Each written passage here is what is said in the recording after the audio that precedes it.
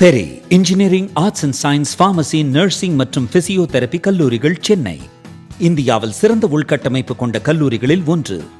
100% வேலை வாய்ப்பினை உறுதி செய்யும் சாதனை.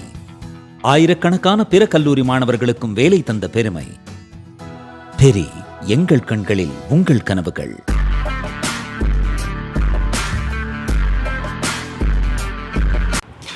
வணக்கம் ஜெயன். இன்னைக்கு நம்ம சேனல்ல ஒரு மிக முக்கியமான இன்டர்னல் செக்யூரிட்டி அப்டேட் பார்க்க போறோம். ஏப்ரல் 23 2 மிகப்பெரிய மாநிலங்கள் ரொம்ப பிஸியா எலெக்ஷன்ல இருக்கும் பொழுது நம்மளுடைய நிதித்துறை அமைச்சர் நிர்மலா சீதாராமன் அவர்கள் ஒரு அர்ஜென்ட் மீட்டிங்கை கூப்பிட்டுருக்காரு. இந்த மீட்டிங்ல யார் யார் அட்டன் பண்ணாங்க அப்படின்னு பார்த்தீங்கன்னாலே இதோட முக்கியத்துவம் என்ன அப்படின்றது தெரியும். Mighty, NPCI, shirt computer emergency response team. போன வருடம்லாம் திடீர்னு உங்களுக்கு ஒரு மெசேஜ் வந்திருக்கும், எல்லா இந்தியர்களான மொபைலுக்கும் ஒரு எஸ்எம்எஸ் வந்திருக்கும், அலாம் வந்திருக்கும். அதெல்லாம் பார்த்தீங்கன்னா சர்ட் தான் பண்ணுவாங்க. அதே மாதிரி மிகப்பெரிய வங்கிகளுடைய தலைமையில் இருக்கக்கூடிய அதிகாரிகளை கூப்பிட்டு ஒரு மீட்டிங் வந்து போட்டிருக்காங்க. அந்த மீட்டிங்கோடைய மையப்புள்ளியாக இருந்த பிரச்சனை என்ன அப்படின்னு பார்த்தீங்கன்னா கிளாடோடைய மைத்தாஸ் என்ன, இது வந்து நிதியமைச்சர் கூப்பிட்டு இவ்வளோ பெரிய ஆளுங்கள்லாம் கூப்பிட்டு எமர்ஜென்சி மீட்டிங் போடுற அளவுக்கு இது என்ன அப்படின்னு பார்த்தீங்கன்னா, ஃபர்ஸ்ட் வந்து நம்ம ஏப்ரல் 7 பார்க்கணும். ஆந்த்ரோபிக் நிறுவனம், அமெரிக்காவுடைய ஏஐ சேஃப்டி கம்பெனி, இவங்க வந்து கிளாட் மைத்தாஸோடைய ப்ரிவியூவை வந்து காமிக்கிறாங்க. இந்த இடத்துல உலகத்தோடைய மிக பவர்ஃபுல்லான ஒரு ஜென்ரல் பர்பஸ் ஏஐயை இப்போதான் பண்ணியிருக்கோம் அப்படின்றத அவங்க உலகத்துக்கு அறிவிக்கிறாங்க. ப்ராஜெக்ட் கிளாஸ்விங் அப்படின்றதையும் இந்த ஒரு புது ப்ராஜெக்டை வந்து அறிவிக்கிறாங்க. இது வந்து பார்த்தீங்க அப்படின்னா ஒரு கண்ட்ரோல்டாக எல்லாராலையும் போய் இதை ஆக்சஸ் பண்ண முடியாது. நம்ம கிளாட் யூஸ் பண்ணுற மாதிரி குறிப்பிட்ட சைபர் செக்யூரிட்டி எக்ஸ்பர்ட்ஸுக்கு மட்டும் இந்த இதை வந்து கொடுத்தாங்க. இது வந்து தற்காப்புக்கு தான், டிஃபென்சிவ் பர்பஸ்க்கு தான் அப்படின்னு சொன்னாங்க. இப்போ $100 மில்லியன் அவங்க வந்து யூசேஜ் கிரெடிட்ஸை கொடுத்துருக்காங்க அப்படின்றத பார்க்குறோம். அப்புறம் $4 மில்லியன் அப்படின்றது டைரக்ட் டொனேஷன்ஸாக அவங்களுக்கு வந்து வந்திருக்குது. ஓப்பன் சோர்ஸ் செக்யூரிட்டி ஆர்கனைசேஷன்ஸ் நிறையா இருக்குது. செக் பாயிண்ட் போன்ற நிறுவனங்கள், இஸ்ரேல் நிறுவனங்கள் நிறையா இருக்கிறாங்க. அவங்களுக்கு எல்லாமே வந்து கொடுத்துருக்காங்க. ஆனால் இந்த மாடலை பப்ளிக்காக அவங்க வந்து காமிக்கலை. இதில் இருக்கக்கூடிய அதிபயங்கரமான சைபர் கேப்பபிலிட்டிஸ். ஸோ இது ஏதோ உங்களுக்கு வந்து ஒரு திரைப்படத்துக்கு வந்த இன்ட்ரடக்ஷன் மாதிரி இருக்குன்னு நினைக்காதீங்க. சைபர் செக்யூரிட்டியில் இருக்கவங்களுக்கு இது என்ன அப்படின்றது புரியும். பட் அவங்க கொடுக்கக்கூடியதை நான் கொஞ்சம் சிம்பிளிஃபை பண்ணி சொல்கிறேன். அதாவது உங்கள் கம்ப்யூட்டர் இருக்குது அப்படின்னா அந்த கம்ப்யூட்டரில் ஓட்டைகள் இருக்கும். அதாவது செக்யூரிட்டியாக நீங்கள் ஆன்டிவைரஸ் அப்டேட் பண்ணியிருக்க மாட்டீங்க, இல்லை அதில் வந்து பக்ஸ் ஏதாவது இருக்கும், இல்லை அது வந்து 0 day வல்னரபிலிட்டிஸ்ன்னு சொல்லுவாங்க. முக்கியமான சில ஓட்டைகள்லாம் எங்கேயாவது இருக்கும். அதே மாதிரி நம்மளுடைய வங்கிகள் பயன்படுத்தக்கூடிய சாஃப்ட்வேர், இப்போ கோர் பேங்கிங் அப்படின்றது, நீங்கள் இங்கே ஏடிஎம் எடுக்கிறீங்க, உங்கள் அக்கௌண்ட் இங்கே அப்டேட் ஆகுது, ஜிபே யூஸ் பண்ணுறீங்க, உங்கள் அப்டேட் வந்து கம்மியாகுது, பணம் உள்ளே வருது, உங்கள் அக்கௌண்ட் மீண்டும் ஏறுது. ஸோ இந்த மொத்த நெட்வொர்க்குக்குமே ஒரு மென்பொருளில் சாஃப்ட்வேரில் ஓடிக்கிட்டு இருக்கு. இந்த சாஃப்ட்வேர் அப்படின்றது ஒரு பல அடுக்கு சைபர் செக்யூரிட்டி வச்சுருப்பாங்க. நாளைக்கு யாராவது இந்த ஹேக்கர்ஸ் போன்றவங்க, கிரிமினல்ஸ் இது வந்து இதை பிரேக் பண்ணிடக்கூடாதுன்ட்டு. இப்போ இந்த கிளாடோடைய மைத்தாஸ் என்ன பண்ணணும்னா, ஒரு 1,00,000 ஹேக்கர் செய்யக்கூடிய வேலையை இது தனியாக செஞ்சிடும். அதை வந்து ஏவி விட்டாங்க அப்படின்னா ஒரு பேங்கிங் சிஸ்டமை உடைச்சு அதை உள்ளே போய் அதில் இருக்கக்கூடிய வல்னரபிலிட்டிஸ்லாம் எடுக்கக்கூடியதுன்று இவங்க என்ன சொல்கிறாங்கன்னா, ஆந்த்ரோபிக் நிறுவனம் வந்து ஒரு நிறுவனத்தில் இருக்கக்கூடிய இந்த மாதிரியான வல்னரபிலிட்டிஸ், குறைபாடுகளை கண்டறியறதுக்கு தான் நாங்கள் இதை பயன்படுத்தி இருக்கிறோம். அதனால தான் நாங்கள் பொதுமக்கள் கையில் கொடுக்கல அப்படின்றது தான். இப்போ இந்த மைத்தாஸோடைய மிக முக்கியமானது என்ன அப்படின்னு பார்த்தீங்கன்னா, சைபர் செக்யூரிட்டியில் இருக்கக்கூடிய நண்பர் எனக்கு எழுதின message, அட்டானமஸ்லி fines and exploit 0 day vulnerabilities அப்படின்றது தான். இப்போ நம்ம என்ன ஆப்ரேட்டிங் சிஸ்டம் யூஸ் பண்ணுறோம்? 99% இந்தியாவில் பார்த்தீங்க அப்படின்னா விண்டோஸ் யூஸ் பண்ணுவோம். சில பேர் மேக் ஓஎஸ் யூஸ் பண்ணுவாங்க, லைனக்ஸ் யூஸ் பண்ணுவாங்க, இல்லை FreeBSD யூஸ் பண்ணுவாங்க. ரொம்ப இதுவாக. அதே மாதிரி வெப் ப்ரௌசர் எடுத்தீங்க அப்படின்னா குரோம், மைக்ரோசாஃப்ட் எட்ஜ், இல்லாட்டி அதிகபட்சமாக ஃபயர்ஃபாக்ஸ் போன்ற ப்ரௌசர்ஸ் வந்து நம்ம யூஸ் பண்ணிகிட்டு இருப்போம். இப்போது இந்த மைத்தாஸ் என்ன பண்ணோம்னா, அதை ஏவி விட்டோம் அப்படின்ற போது 0 day வல்னரபிலிட்டிஸ் அப்படின்றதுக்கு இந்த உள்ள ப்ரௌசருக்குள்ளே போயோ இல்லை அந்த ஆப்ரேட்டிங் சிஸ்டம்களுக்குள்ளே மிக முக்கியமான ஓட்டைகளை கண்டறியக்கூடிய அந்த சர்வ வல்லமை அப்படின்றது இருக்குது. இப்போது இந்த மாதிரியான சிஸ்டம்ஸில் பெரிய பெரிய சாஃப்ட்வேர்ஸில் ஆயிரக்கணக்கான இந்த மாதிரி ஓட்டைகளை அது கண்டறிஞ்சிருக்கு. இப்போ இந்த ஓட்டைகளை வச்சு தான் ஹேக் பண்ணக்கூடியவங்க உள்ளே போக முடியும். இதில் வந்து பார்த்தீங்க அப்படின்னா ஒரு நிறுவனத்துக்கு ஒரு சைபர் செக்யூரிட்டி டீம் இருக்கும். எத்திக்கல் ஹேக்கிங்கில் இருக்கவங்க மைக்ரோசாஃப்டோட இப்போ ஆண்ட்ராய்டு வந்து ஒரு புது ஓஎஸ் ரிலீஸ் பண்ணுறாங்க அப்படின்னா எத்திக்கல் ஹேக்கிங்கில் இருக்கவங்க அந்த ஓட்டையை கண்டுபிடிச்சி நிறுவனத்துக்கு சொல்லுவாங்க. அதுக்கு வந்து அவங்களுக்கு வந்து பணம் கிடைக்கும். அப்புறம் அந்த ஓட்டையை வந்து மூடுவாங்க, பேட்ச் பண்ணுவாங்க. சிம்பிளாக சொல்லணும்னா பஞ்சர் மாதிரி. இது நான் சிம்பிளிஃபை பண்ணி சொல்கிறேன். சைபர் செக்யூரிட்டி இருக்கவங்க தயவுசெய்து என்கிட்ட கோச்சிக்காதீங்க, மக்களுக்கு புரியறதுக்காக சொல்கிறேன். இப்போ இந்த மாதிரியான பேட்ச் எதுவுமே பண்ணாமல் 99% இந்த மாதிரியான வல்னபிலிட்டிஸ் அப்படின்றது, இந்த ஓட்டைகள்ன்றது இன்னும் ஓப்பனாக தான் இருக்குது. இப்போ மைத்தாஸ் என்ன பண்ணுது அப்படின்னு பார்த்தீங்கன்னா ஒரு வெப் ப்ரௌசரை உருவாக்குது. வெப் ப்ரௌசரை உருவாக்கி இந்த மாதிரியான வல்னரபிலிட்டிஸ் எல்லாம் சேர்த்து அதன் பிறகு பார்த்தீங்க அப்படின்னா ஒரே நேரத்தில் இந்த ஆப்ரேட்டிங் சிஸ்டம், ப்ரௌசர் போன்ற எல்லாத்தையுமே கொலாப்ஸ் பண்ணுறதுக்கான, அந்த ஓட்டைகள் எங்கே இருக்குன்றதுக்கான துல்லியமாக கண்டுபிடிக்கக்கூடிய வேலையை இது வந்து பண்ணுது. அதே மாதிரி பார்த்தீங்க அப்படின்னா ரொம்ப டேஞ்சரஸான விஷயம், இப்போ இந்த ஹேக்கிங் பண்ணுறதுக்கும் கோடு எழுதுவாங்க. அந்த கோடையுமே இந்த ஏஐ பண்ணுது அப்படின்றத பார்க்குறோம். அதே மாதிரி பார்த்தீங்க அப்படின்னா ஒரு சாதாரண இன்ஜினியர் பெரிய அளவுக்கு சைபர் செக்யூரிட்டி ட்ரைனிங்லாம் கிடையாது. இது ஒரு டிஃப்ரெண்ட்டான சப்ஜெக்ட், எல்லாராலையும் பண்ண முடியாது. அவங்களால கூட இந்த மைத்தாஸ் என்னென்ன வந்து ஓவர் நைட் பண்ணியிருக்குது, எங்கெங்கெல்லாம் ஓட்டைகள் இருக்குன்னு சொல்லி ஐடென்டிஃபை பண்ணக்கூடிய அளவுக்கு இருக்குது. சிம்பிளாக சொல்லணும்னா ஒரு சாமானியனாலும் இந்த ஓட்டைகள் எங்கே இருக்குன்றத இந்த சிஸ்டம் மூலிமா ஐடென்டிஃபை பண்ண முடியும் அப்படின்றத பார்க்குறோம். இப்போது மைத்தாஸ் வந்து இவங்க எக்ஸ்பெரிமெண்ட் பண்ணதில்ல, ஒரு கார்ப்பரேட் நெட்வொர்க்கை தாக்கி அளிக்கக்கூடிய அந்த 32 ஸ்டெப்பை பர்ஃபெக்டாக சிமுலேட் பண்ணி பண்ணிருக்காங்க அப்படின்றத பார்க்குறோம். இப்போ ஆந்த்ரோபிக்கோட ரெட் டீம், இந்த ரெட் டீம் ப்ளூ டீமை வந்து நம்ம ஆப்ரேஷன் சிந்தூரில் பயன்படுத்தணும். அதே மிலிட்ரி யுக்தியை இந்த நிறுவனத்தில் இருக்கக்கூடிய சைபர் ஸ்பெஷலிஸ்ட், செக்யூரிட்டி ஸ்பெஷலிஸ்ட் வந்து பண்ணுவாங்க. அவங்களுக்குள்ள 2 டீமாக பிரிஞ்சுக்குவாங்க. ஒருத்தங்க வந்து அந்த சிஸ்டமை தாக்குறதுக்கும் இன்னொருத்தங்க வந்து அதை தற்காக்கிறதுக்குமான வேலையை பண்ணுவாங்க. இப்போ ஆந்த்ரோபிக்கோட ரெட் டீம் என்ன சொல்றாங்க அப்படின்னு பார்த்தீங்கன்னா, we did not explicitly train Mythos preview to have these capabilities, rather they emerged as a downstream consequence of general improvement in code, reasoning and autonomy. இப்போ தானா போய் ஒரு சிஸ்டத்துக்கு எப்படி உடச்சு உள்ள போக முடியுன்ற இந்த திறனை நாங்க உருவாக்கல. நாங்க வந்து கோடிங்ல, அந்த ரீசனிங்ல தானா செயல்படணும்ன்ற அந்த அல்காரிதமை கொஞ்சம் இம்ப்ரூவ் பண்ணோம். இது வந்து தானா அதுகிட்ட இருந்து கத்துக்குச்சு அப்படின்ட்டு. அப்படியே நீங்க ஒரு 20 வருடம் பின்னாடி போனீங்கன்னா அந்த ரோபோன்னு ஒரு படம் வந்துச்சு ரஜினிகாந்த் அவர்களுடைய படத்துல. அந்த ரோபோ வந்து அதுவா மூடுமாறும் பார்த்தீங்களா? இப்போ இங்கே எக்ஸாக்டா அதை தான் அவங்க வந்து குறிப்பிட்டு சொல்றாங்க. இப்போ ப்ராஜெக்ட் கிளாஸ்விங்கோடைய லான்ச் பார்ட்னர் யாரு?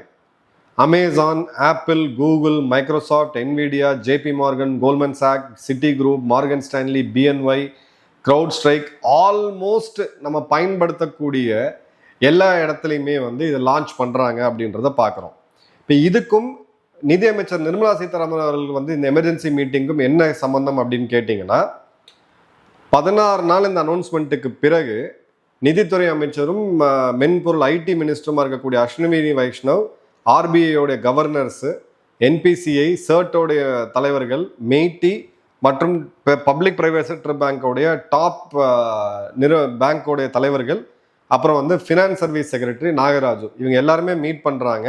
அப்படின்ற போது டெக்னாலஜி ரிஸ்க்கு இவ்வளோ பெரிய ஒரு இடத்துல இந்தியாவை பாதிக்கக்கூடிய ஒரு ஆபத்து இருக்குது அப்படின்றதான் இப்போ முக்கியமான முடிவுகள் இதில் எடுக்கப்பட்டிருக்கு. எல்லா வங்கிகளும் உடனடியாக இன்டர்னல் ரிஸ்க் அசஸ்மெண்ட்டை பண்ணணும். நாளைக்கு இந்த மாதிரியான தாக்குதல் இந்த பேங்க் மீது நடத்தினா என்ன ஆகும் கதை யோசிச்சு பாருங்க. ஸோ அதனால இந்த இம்மீடியட்டாக இன்டர்னல் ரிஸ்க் அசஸ்மெண்ட்டை பண்ணுங்க அப்படின்றதும், அதே மாதிரி ப்ரீஎம்டிவ் மெஷர்ஸ் எடுங்க, உங்கள் சிஸ்டத்தை செக்யூர் பண்ணுங்க, கஸ்டமர் டேட்டாவை செக்யூர் பண்ணுங்க.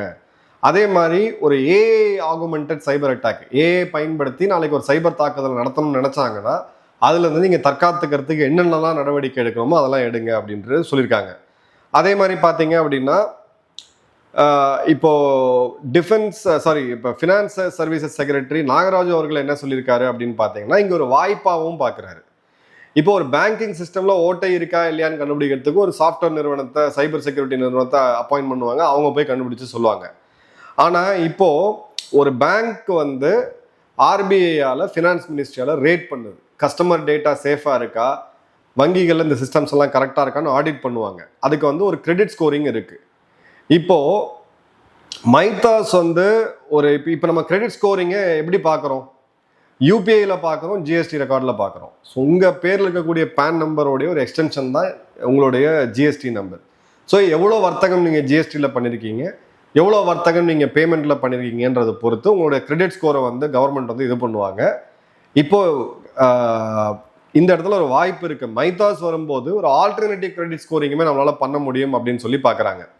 அதே மாதிரி என்பிசி அரசு நிறுவனம் அப்படின்றது பார்த்தீங்க அப்படின்னா ஒரு குரூப் ஆஃப் பேங்க்ஸ் கூட அவங்க ஏற்கனவே ஒர்க் பண்ணியிருக்காங்க. ஒர்க் பண்ணிட்டு எதுக்கு ஒர்க் பண்ணுறாங்கன்னா, இந்த மைத்தாஸோடைய ஏர்லி ஆக்சஸ் தங்களுக்கும் வேணும் அப்படின்றதும், அதே மாதிரி இந்தியாவுடைய payment systems UPI, unified payment interface, Aadhaar போன்ற இடங்கள்ல இதே மாதிரியான 0 day வல்னரபிலிட்டிஸ், அதாவது இந்த ஓட்டைகள் எங்கெங்க இருக்குன்னு சொல்லி நம்ம முதல்ல ஐடென்டிஃபை பண்ணிக்கலாம் அப்படின்னு சொல்லிட்டு இப்போ வந்து கிளியர் கட்டாக அது இது பண்ணியிருக்காங்க அப்படின்றத பார்க்குறோம். இந்த முன்னெடுப்பை எடுத்திருக்கிறாங்க. ஸோ இதே ஏஐயை நாம் முதல்லையே பயன்படுத்தி அது பொது வெளிக்கு வரத்துக்கு முன்னாடியே பயன்படுத்தி இந்த ஓட்டைகளை அடைக்கக்கூடிய வேலையை நம்ம பண்ணணும்.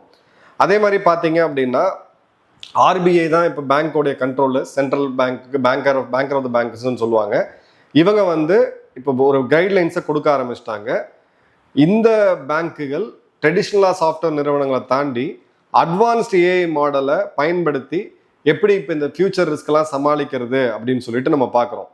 ஏன் இந்தியா ரொம்ப ரொம்ப இதில் வந்து முக்கியமாக கவனிக்க வேண்டியது இருக்குது அப்படின்னு பார்த்தீங்கன்னா, டிசம்பர் 25, 2025 டேட்டா படி எடுத்தோம்னா 21.63 பில்லியன் டிரான்சாக்ஷன் பர் மந்த் நம்ம யூபிஐ பயன்படுத்தக்கூடியது 21.63 பில்லியன், 2,10,00,000 கோடி டிரான்சாக்ஷன்ஸை நம்ம பண்ணிக்கிட்டு இருக்கோம். அதே மாதிரி பார்த்தீங்கன்னா 50 கோடிக்கும் அதிகமாக யூபிஐ யூசர்ஸ் இருக்கிறாங்க. போன வருடம் மட்டும் பார்த்தீங்க அப்படின்னா சைபர் த்ரெட்டு நமக்கு வந்த அந்த எச்சரிக்கை அப்படின்றது, வந்திருக்கக்கூடிய த்ரெட் அப்படின்றது கிட்டத்தட்ட 26 கோடி அளவுக்கு இருக்குது அப்படின்றத பார்க்குறோம். 2024-25 ஃபினான்ஷியல் இயரில் யூபிஐ மூலிமா நடந்த அந்த ஃப்ராட் அப்படின்றது 85% அதிகரிச்சிருக்கு அப்படின்றத பார்க்குறோம். ஸோ இந்தியாவுடைய பேங்கிங் சிஸ்டம் அப்படின்றது ஒரு லெகசி டெக்னாலஜியை நம்ம யூஸ் பண்ணுறோம், க்ளவுடையும் யூஸ் பண்ணிட்டு இருக்கோம். இப்போ மாடர்ன் டே அளவுக்கான இந்த மாதிரியான ரிஸ்க்கு நம்ம தயாராகணும் அப்படின்றது தான் மிக முக்கியமான ஒரு விஷயம். அதே மாதிரி பார்த்தீங்க அப்படின்னா 2018 ஒரு ரூல் கொண்டு வந்தாங்க. அதில் தான் பேடிஎம் கொஞ்சம் டிஸ்டர்ப் ஆனாங்க அந்த சமயத்தில். நம்மளுடைய பேமெண்ட் டேட்டா எல்லாமே இங்கே இருக்கக்கூடிய சர்வரில் தான் ஸ்டோர் ஆகணும் அப்படின்றது மிக முக்கியமாக நம்ம பார்க்குறோம். ஸோ இப்போ இந்தியாவில் தான் சேவ் ஆகணும் அப்படின்ற போது மைத்தாஸை இந்திய அரசாங்கம் பர்மிட் பண்ண ஒழிய இந்த பேங்குகள் வந்து டெஸ்ட் பண்ண முடியாது. இப்போ குளோபலி நீங்கள் பார்த்தீங்க அப்படின்னா இதே மாதிரியான மீட்டிங் வந்து April 13 அமெரிக்காவுடைய ஃபினான்ஸ், அதாவது ட்ரெஷரி செக்ரட்டரி ஸ்காட் பெசன்ட்டோ அவங்களுடைய ஃபெடரல் ரிசர்வ் பேங்கோடைய சேர்மன் ஜெரோல் பவலும் சேர்ந்து பண்ணாங்க. 6 நாள், இந்தியா 13 நாள் கழிச்சு பண்ணியிருக்கு. அங்கேயுமே அவங்களுக்குமே இதே பிரச்சனை தான். ஸோ இது இந்தியா மட்டுமே கிடையாது. பேங்க் ஆஃப் இங்கிலாந்து எடுத்துக்கங்க, அவங்களுடைய FSB chairman Andrew Bailey Columbia யூனிவர்சிட்டியில் ஒரு எச்சரிக்கையை கொடுத்தாரு.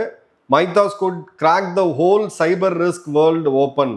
ஒரு ஓட்டைகளை கண்டுபிடிச்சு வெளியில் சொல்லிருச்சு அப்படின்னா ஒரு பெரிய சைபர் ரிஸ்க் வந்து உண்டு பண்ணுவோம் அப்படின்னு சொல்லியிருக்காங்க.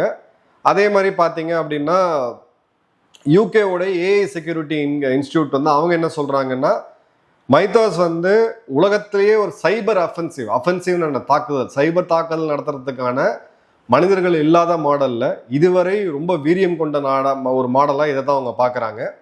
அதே மாதிரி பார்த்தீங்க அப்படின்னா பேங்க் ஆஃப் இங்கிலாண்டோடைய cross market operation resilience group இவங்க வந்து ஒரு ஏஐ டாஸ்க் ஃபோர்ஸே உருவாக்கியிருக்காங்க. இதனால் அந்த வங்கிகளுக்கு என்ன பாதிப்பு வரும் அப்படின்னு சொல்லிட்டு அதே தான் வந்து நம்ம பார்க்குறோம். யூகேவோட ஏஎஸ்ஐ அப்படின்றது தான் மைத்தாஸ் வந்து first AI to complete a full 32 step network attack simulation அப்படின்னு சொல்லியிருக்காங்க. இது ரொம்ப டெக்னிக்கல், நான் உள்ளே போக விரும்பல. எக்ஸ்பர்ட்ஸ் இதை வந்து சிம்பிளிஃபையாக கமெண்ட் பண்ண முடியும் அப்படின்னா நீங்கள் மறக்காமல் கமெண்ட் பண்ணுங்கள். ஐரோப்பிய யூனியனில் ஆரம்பித்து ஆசியா பசிபிக்கில் இருக்கக்கூடிய பல நாடுகள், இன்டர்நேஷ்னல் மானிட்டரி ஃபண்ட், இது எல்லாருமே கிளியர் கட்டாக இதை வந்து பார்க்குறாங்க. ஸோ இது ஒரு ரொம்ப டேஞ்சரஸான ப்ராஜெக்ட் கிளாஸ்விங் அப்படின்றது. ஆந்த்ரோபிக்கோட சிஇஓ டாரியோ அமெடோ என்ன சொல்கிறாரு அப்படின்னு பார்த்தீங்கன்னா, இது வந்து தவறாக போகிறதுக்கான அந்த வாய்ப்பு அப்படின்றது இருக்குது, கண்டிப்பாக ஆப்வியஸாக இருக்குது. பட் நம்ம இதை சரியாக பயன்படுத்திக்கிட்டோம் அப்படின்னா நம்ம வந்து நம்மளுடைய இன்டர்நெட்டையும் உலகத்தையும் இன்னும் சேஃபாக கொண்டு போகலாம் அப்படின்றது தான். இப்போது 27 வருடம் பழைய பக்கு ஓப்பன் பிஎஸ்டியில் இருக்கக்கூடிய 27 வருடத்துக்கு முன்னாடி இருந்த அந்த ஓட்டை இது வரைக்கும் மனிதர்களால் கண்டுபிடிக்க முடியல. அதை வந்து இது கண்டுபிடிச்சிருக்கு. FFmpeg அப்படின்ற மென்பொருளில் 16 வருடம் பழைய பக்கை வந்து இது கண்டுபிடிச்சிருக்கு அப்படின்றத பார்க்குறோம். ஸோ மனித மூளைக்கு அப்பாற்பட்ட இந்த விஷயத்த இது கண்டுபிடிக்குது அப்படின்றது தற்காப்பு. ஆனால் இதால் தாக்குதல் நடத்த முடியும் அப்படின்றத வல்லமையும் இருக்குது. தாக்குதல் நடத்தக்கூடிய அளவுக்கு இதை நாங்கள் வளர்க்கலை, நாங்கள் வேற ஏதாவது செஞ்சோம் அதை வந்து கற்றுக்குச்சுன்னு சொல்லும்போது இந்த ஆந்த்ரோபிக் நிறுவனம் வந்து சொல்லும் பொழுது கிளியர் கட்டாகவே இந்த இடத்துல ஒரு ப்ராப்ளம் இருக்குது அப்படின்றத நம்ம பார்க்குறோம். இன்னொரு வாதம் என்ன அப்படின்னு பார்த்தீங்கன்னா, IBM-உடைய senior vice president Rob Thomas என்ன சொல்கிறாரு அப்படின்னு பார்த்தீங்கன்னா, இதை ஓப்பனாக பண்ணுங்க, அப்போ தான் வந்து நம்ம எங்கே தவறு பண்ணுறோம்னு தெரிஞ்சால் நம்ம சரி பண்ண முடியும். இதை மூடி மறைச்சு பண்ணிங்கன்னா அது வந்து வெளியில் இதாகாது அப்படின்றதும். இப்போ ஓப்பனை பார்த்தீங்கன்னா அவங்களும் இதே மாதிரியான ஒரு சைபர் செக்யூரிட்டி மாடலாக நாங்களும் கொண்டு வருவோம் அப்படின்னு சொல்லியிருக்காங்க. ஸோ கிளியர் கட்டாக ஒரு மிகப்பெரிய ஜியோ பொலிட்டிக்கல் இம்ப்ளிகேஷன் இதில் இருக்குது அப்படின்றதையும் நம்ம பார்க்குறோம். ஸோ இதில் எப்படி போகுது, ஏன்னா இதில் டிஃபென்ஸில் சம்மந்தப்பட்டதில் எல்லாமே இருக்குது அப்படின்றது போது உலகத்திலே மிக டிஜிட்டலைஸ்டான கண்ட்ரி இந்தியா. அதனால தான் பார்த்தீங்கன்னா நிதி அமைச்சரும் ஐடி துறை அமைச்சரும் ஒன்றா சேர்ந்து உடனடியாக கூப்பிட்டுருக்க பண்ணிருக்காங்க. பட் இதில் ஐடியோட அடாப்ஷனில் India one of the leading நாடு. இதை கண்டு நம்ம பெருசாக அஞ்ச தேவையில்லை. பட் எதை நோக்கி உலகம் போயிட்டுன்றதுக்கான ஒரு பெஸ்ட் எக்ஸாம்பிள் தான் ஆந்த்ரோபிக்கோட இந்த உங்கள் கமெண்ட் சென்டர் கமெண்ட் பாக்ஸில் போடுங்க. நன்றி, வணக்கம், ஜெயன்.